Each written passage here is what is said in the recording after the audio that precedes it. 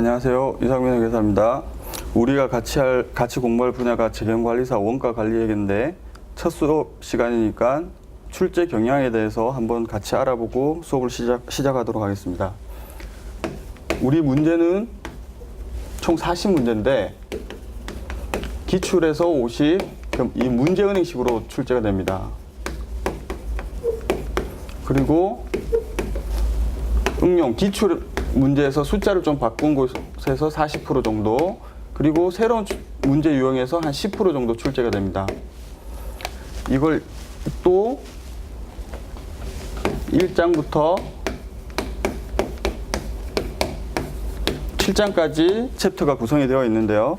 문제가 2010년부터 2015년까지 출제 문제의 경향을 보면 1장에서 한 8문제, 2장에서 4에서 6문제, 3장에서 3에서 5문제, 4장에서 3문제, 5장에서 7문제, 6장에서 8문제 정도, 7장에서 5문제에서 7문제 정도 출제가 됩니다.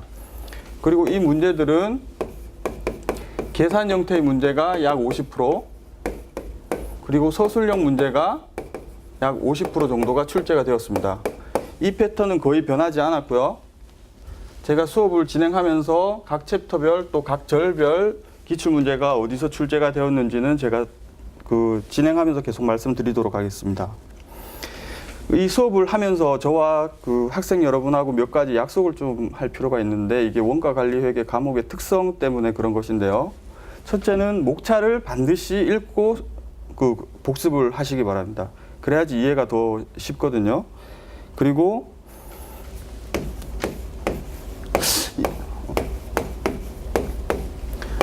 가급적이면 이해를 하려고 너무 많은 시간을 투자하지 마십시오. 이 과목 특성상 좀 추상적인 부분이 있기 때문에 이해를 하려고 하다 보면 시간을 많이 끌게 돼요. 그러니까는 이해가 안 되면 먼저 암기를 하십시오.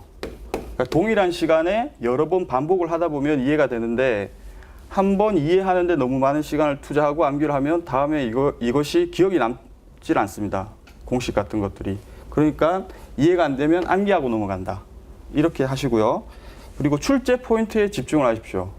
문제가 앞에서 말씀드렸다시피 한 50% 정도는 나왔던 문제에서 그대로 나오니까요.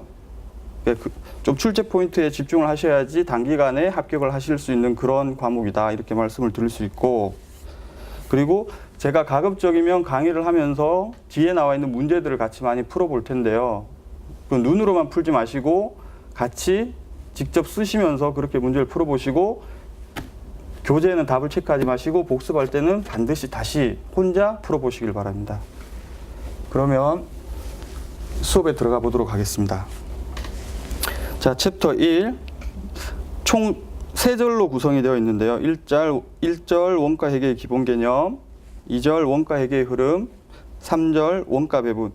여기서는 8문제, 총 8문제 정도가 출제된다고 했는데, 좀 더 구체적으로 보면 1절에서 3문제, 2절에서 2문제, 3절에서 3문제 정도가 출제되었습니다. 과거 평균치로 보면요.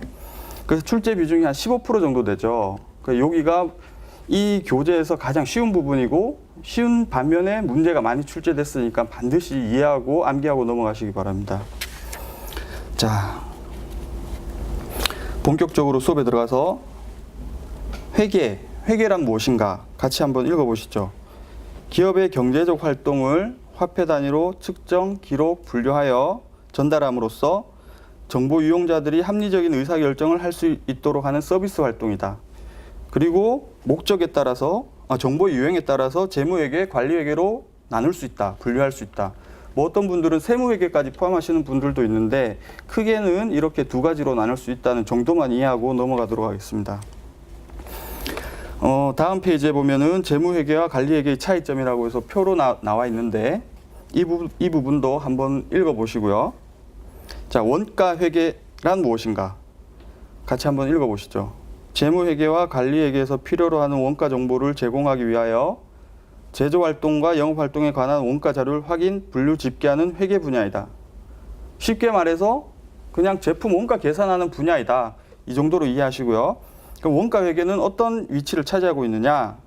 재무제표 관점에서 재무상태표에서는 재고자산의 금액을 계산해 주는 것이고, 손익계산서에서는 매출 원가, 좀 더 자세히 말하면 단기 제품 제조 원가를 계산해 주는 그런 영역에 있다. 이 원가 회계라는 과목의 위치가. 그럼 원가 회계 영역은 어떤 것이 있느냐? 이 부분에서는 2015년도에 서술형으로 한 문제가 기출이 되었었고, 크게 제품 원가 계산, 계획과 의사결정, 통제와 성과평가 이런 분야가 있다.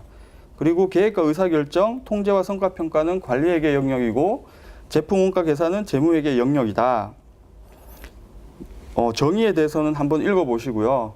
그리고 원가 회계와 관리 회계의 관계는 어떻게 되느냐?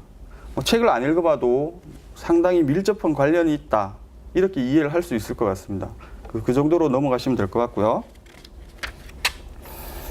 그럼 원가 회계의 한계점은 무엇이냐? 1번 원가 회계 정보의 한계, 계량적 자료이다. 계량적 자료에 하이라이트 치시고요.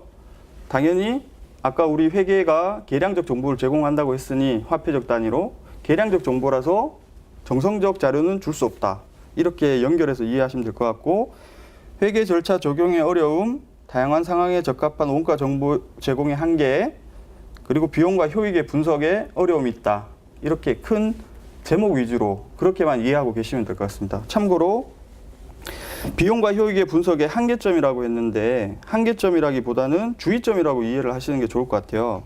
그러니까 필요로 하는 원가 정보를 위해서 얼마나 많은 자원을 내가 투입할 것인가의 관점이다. 그 정도로만 이해하고 계시고요. 그럼 원가란 무엇이냐? 특정 목적을 달성하기 위해 소멸된 경제적 자원의 희생을 화폐 가치로 측정한 것. 기업이 수익을 획득하기 위해서 특정 물품이나 서비스를 구매하거나 제조하면서 지출되는 금액. 좀 추상적이죠. 일단 그 밑에 재고자산과 매출 원가로 계산된다. 이렇게 했는데, 열심히 제품 원가 계산을 해서 뭐 1월 1일부터 12월 31일까지라고 하죠. 두 개만 제품을 생산했다. 그래서 한 개는 팔았고 한 개는 팔지 못했다. 라고 하면 판 부분은 손익계산서에 매출 원가를 구성하게 될 것이고요. 팔지 못한 부분은 재무상태표에 재고자산을 구성하겠죠. 그런 걸 지금 이렇게 말로서 설명을 해놨고요.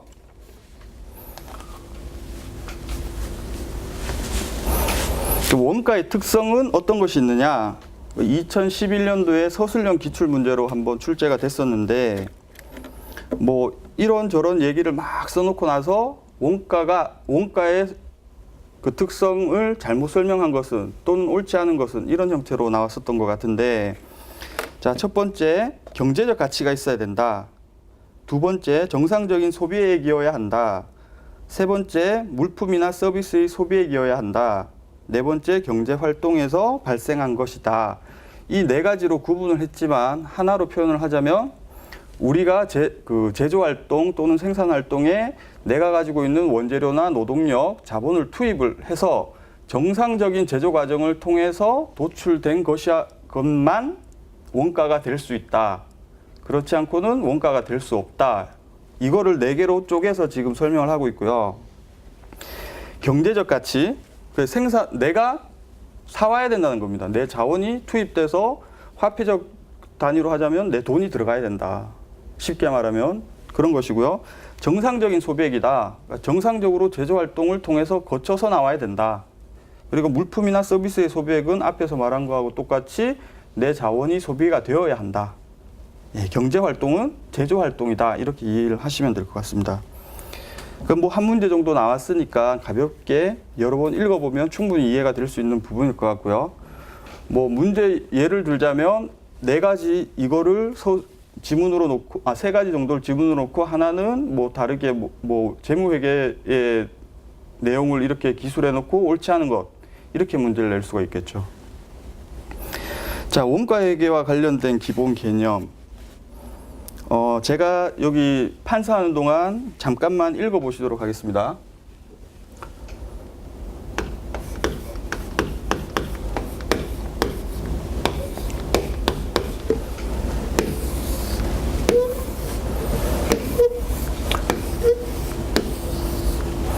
자, 자, 여기는 공정입니다. 생산 라인이라고 하죠. 그리고 이건 제품 A, B, C라고 하겠습니다. 그러니까 우리는 이 직접 재료비, 직접 노무비, 제조 간접비를 생산 공정에 투입을 해서 제품 A, B, C를 생산을 하는 회사입니다. 우리가 최종적으로 관심이 있는 것이 제품의 원가죠. 그러니까 독립적으로 또는 별도로 원가를 측정할 수 있는 곳, 이게 원가 대상이 됩니다. 자, 정의를 한번 보시죠. 원가를 따로 측정하고자 하는 활동이나 항목을 원가 집적 대상이라고도 한다. 이렇게 정의를 내리고 그 밑에 제품이나 부분이 전통적 원가 계산에서 원가 대상이다. 이렇게 설명하고 있죠. 그리고 다양한 원가 대상의 예라고 해서 활동, 작업, 서비스 등등을 지금 나열하고 있는데요. 활동 같은 경우에는 우리가 나중에 배울 활동 기준 원가 계산에서 공정별로가 아니라 여러 가지 활동별로 원가를 모으겠다. 이게 원가 대상이 되고 중간 원가 대상이라고 하죠. 결국에는 제품으로 가는 것이다. 뭐 이런 내용인 것이고요. 자, 이제 원가 대상은 쉽게 말해서 제품이 될 수 있습니다. 물론 부분 제가 표현하기로는 부분 아니면 중간 원가 대상이라는 것도 있는데 그거는 나중에 또 설명을 드릴 테니까 지금은 원가 대상은 제품이다 정도로 이해를 하시고요. 그리고 원가 집합, 원가 대상에 직접적으로 추적할 수 없는 간접 원가들을 모아둔 것. 뭐 여기서 간접 원가라고 하면 오버헤드 코스트, 이 제조 간접비인데 제조 간접비는 직접적으로 제품 A, B, C에 배부를 할 수가 없습니다. 추적할 수가 없습니다. 그렇기 때문에 공정에 금액들이 다 쌓이게 되죠. 나중에 우리가 뒤에서 공부하게 될 텐데 직접 재료비나 직접 노무비는 발생을 하면 곧바로 제공품 계정으로 갑니다. 근데 이 계정만큼은 뭐 공장 감가상각비, 보험료, 전기료, 뭐 기타 등등 쫙 발생한 것들을 한꺼번에 모아서 제조 간접비라는 계정으로 보내게 되거든요. 이것이 원가 집합이라고 이해를 하시면 될 것 같고 간접비라는 게 포인트입니다. 간접비를 모아두는 것이다. 네. 이게 원가 집합이 될 것이고요. 어떤 합리적인 기준에 의해서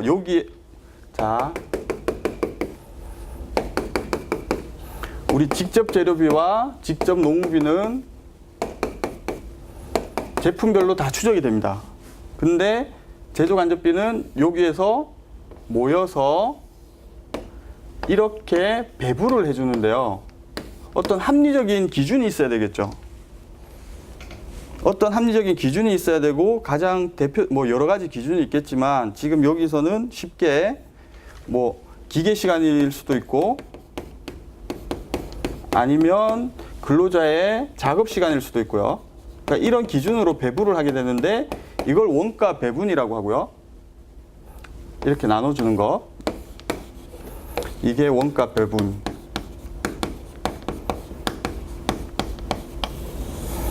그리고 이거를 쉽게 생각하면 원가 동인이라고 할 수 있습니다. 총원가에 영향을 미치는 요인.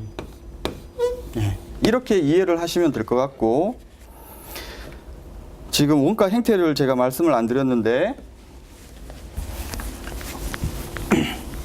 이 원가 행태가 나중에 배울 변동 원가 계산하고 상당히 밀접하고 또 출제도 상당히 많이 되는 부분입니다. 원가 행태, 이걸 조업도라고 하죠. 조업도. 이게 총원가라고 하죠. 이게 기울기고. 일정한 이걸 관련 범위라고 합니다. 일정한 관련 범위 안에서 일정한 형태의 원가의 발생 양상을 보이고 있죠. 이걸 원가 행태라고 하고 조업도란 기업이 보유한 자원의 활용 정도를 나타내는 수치다. 그리고 좁게는 일정 기간 동안 생산 설비의 이용 정도를 말하고 넓게는 일정 기간 동안 원가 대상의 원가 변동에 가장 큰 영향을 주는 원가 동인이다. 그러니까 생산량, 판매량. 우린 앞으로 특별히 언급이 없는 한 이 조업도의 개념은 광의의 조업도, 넓은 의미의 조업도를 사용하게 됩니다. 그러니까 이게 되겠죠. 조업도가 늘어나면서 총원가가 증가한다. 관련성이 어떻게 되느냐. 그러니까 관련 범위는 금방 설명을 드린 것 같고요. 그러니까 여기서는 원가 회계와 관련된 이런 기본 개념들을 설명을 해주고 올바르게 짝지어진 것은 또는 옳게 설명하지 않은 것은 이런 식으로 문제가 2012년도와 14년도에 서술형으로 출제가 되었었습니다. 그러니까는 뭐 한 번씩 암기를 하고 넘어가시는 게 좋을 것 같고요.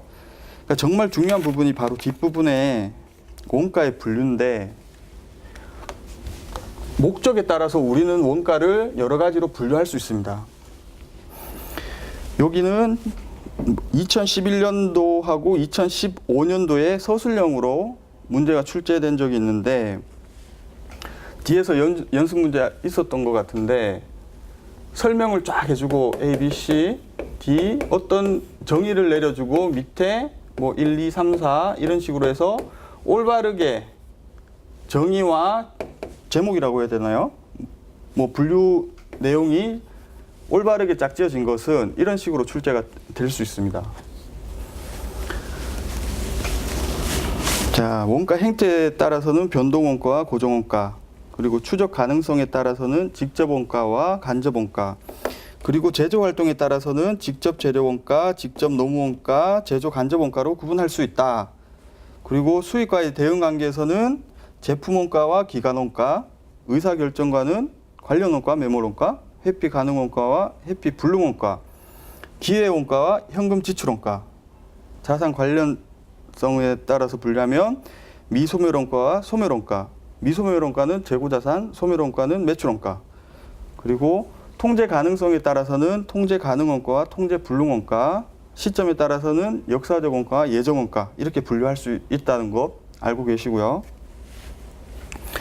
그럼 원가 좀 더 자세히 살펴보자면 원가 행태에 따라서는 우리는 고정원가와 변동원가로 구분할 수 있다. 그 전에 몇 가지 가정이 있어야 됩니다. 가정을 같이 한번 보시죠. 조업도만이 유일한 원가 동인이다. 조업도, 총원가.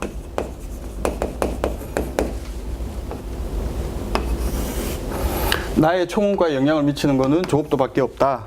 그리고 조업도의 일정한 변동에 따라서 관련 범위가 제시된다. 관련 범위가 제시된다. 그리고 원가 함수는 선형이다. 시간의 개념이 제시된다. 시간의 범위가 제시된다. 이 정도 가정은 알고 계시고요. 그리고 이게 조금 전에 말씀드렸던 것처럼 제가 말씀드렸나요?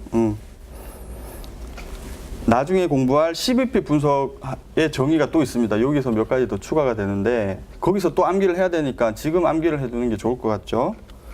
그러면 변동원가와 고정원가로 구분을 할 수가 있다고 했는데 원가 행태에 따라서 좀 더 세분화하면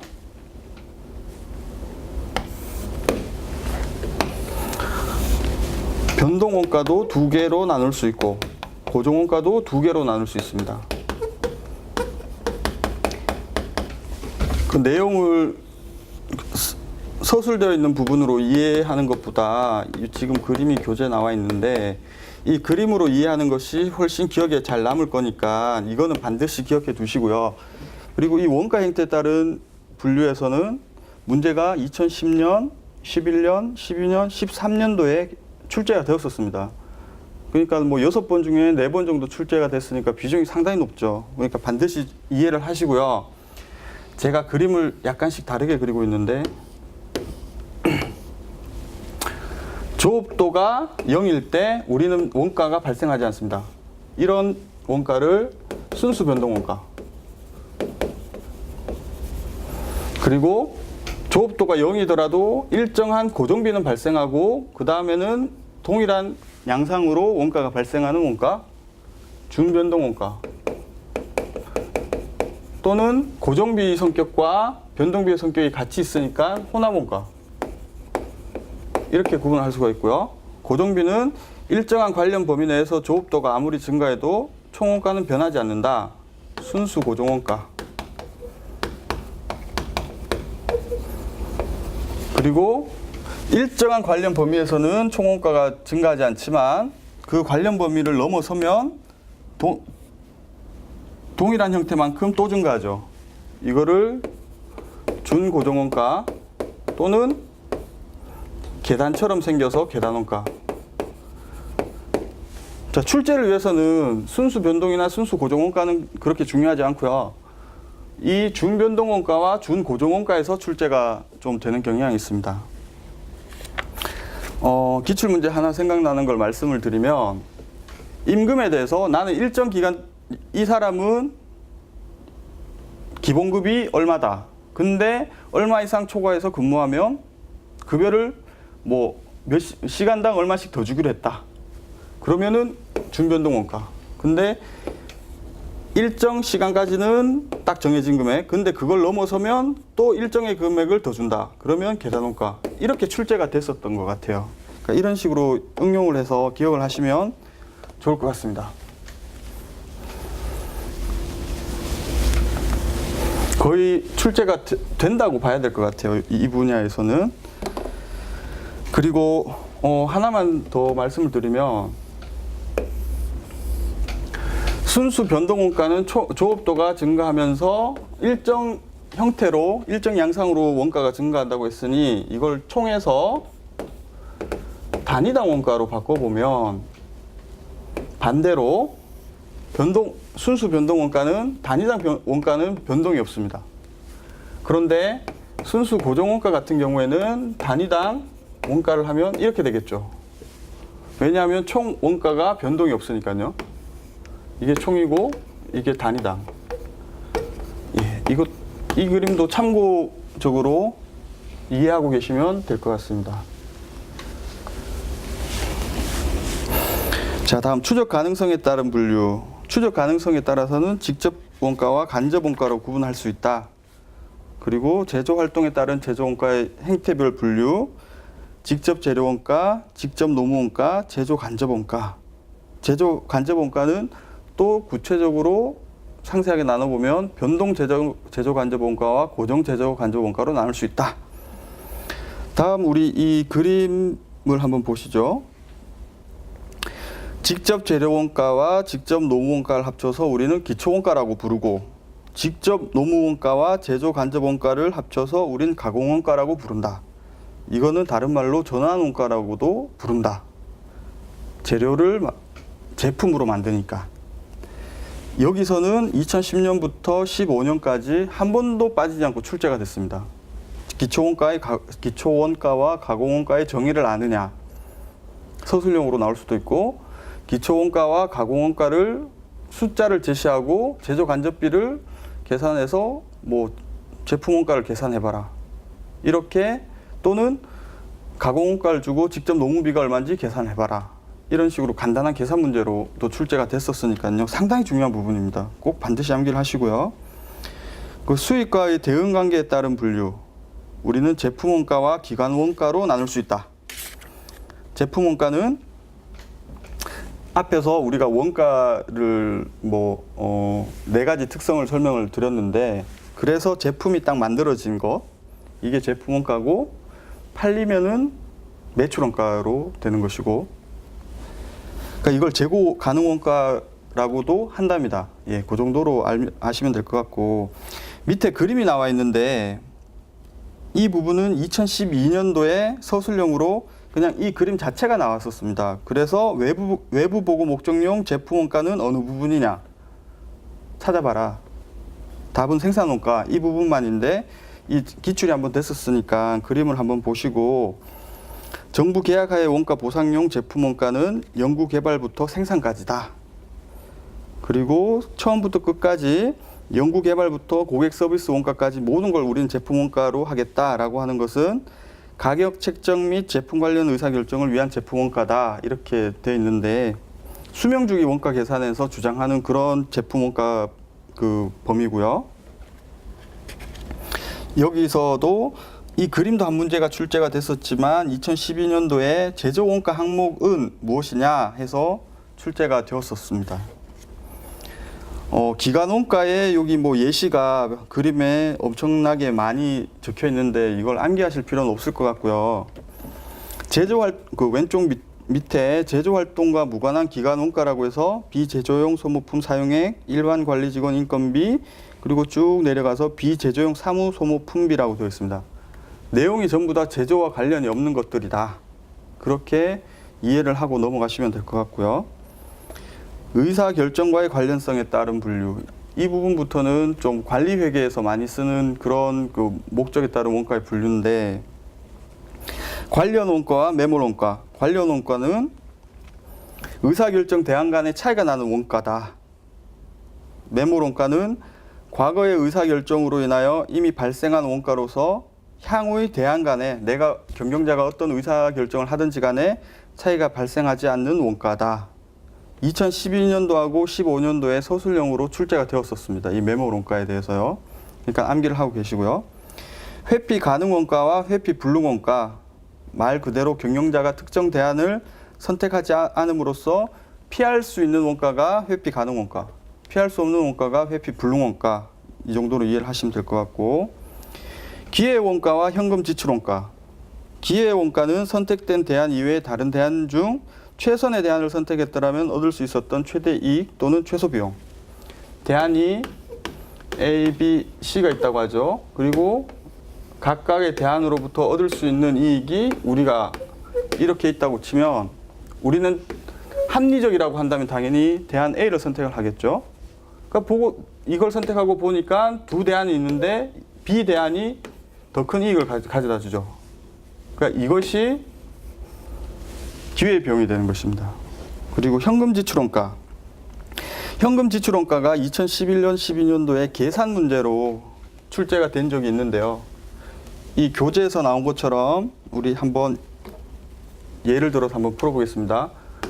나는 기계를 하나 가지고 있는데 너무 오래돼서 팔려고 합니다. 팔고 새로운 걸 취득하려고 합니다.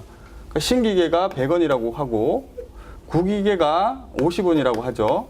이게 장부가액이면서 처분가액이다. 그럼 네팅한 금액이 나는 100원이 나갔고 50원이 들어왔으니 50원이 순 지출액이 됩니다. 이 금액이 우린 현금 지출 원가가 되는 것이죠. 이걸 묻는 문제가 두 문제가 나왔었던 것입니다. 자, 자산과의 관련성에 따른 분류. 2014년도에 서술형으로 한 문제가 출제가 됐었는데, 미소멸 원가는 재고자산. 아직 팔리지 않은 것. 제품화 됐지만. 그러니까 소멸 원가는 제품화가 됐고 벌써 팔린 것. 이렇게 이해하시면 될 것 같고요. 통제 가능성은 조금 전에 설명드린 걸로 충분할, 제가 통제 가능성을 말씀드렸나? 예, 통제 가능성은 말 그대로 경영자가 통제할 수 있는 원가냐, 통제할 수 없는 부분이냐. 예를 들어서 생산, 뭐 공장장님이라고 하시죠. 공장장님이 본사의 건물의 감가상각비를 통제할 수 있을까요? 통제할 수 없죠. 그런 부분은 통제 불능 원가가 되고, 공장 자체에서 발생하는 원가들, 이거는 공장장님의 의사결정에 따라서 발생할 수도 있고 발생하지 않을 수도 있죠. 이런 부분은 통제 가능 원가다. 이렇게 이해를 하시면 될 것 같습니다. 그 시점에 따라서는 역사적 원가, 예적 원가로 분류할 수 있다. 이런 두 가지로 나눌 수 있다. 이 정도만 이해를 하고 넘어가시면 될 것 같습니다. 오늘 첫 시간인데, 첫 시간 우리 출제 경향은 어떻게 되는지에 대해서 같이 알아봤었고요. 그리고 내용에 들어가서는 원가 회계란 무엇인가, 그리고 원가 회계가 차지한 영역은 무엇인가, 원가는 무엇이고 특성은 무엇이냐, 그리고 원가 회계에 관련된 기본 개념들은 어떤 것이 있느냐, 목적에 따라서 우리는 원가를 어떻게 분류할 수 있느냐에 대해서 알아보았습니다. 이 중에서 특히 원가 회계와 관련된 기본 개념, 그리고 목적에 따라서 목적에 따른 원가 분류, 이 두 부분은 반드시 암기를 하시고 넘어가시도록 하겠습니다. 네, 감사합니다.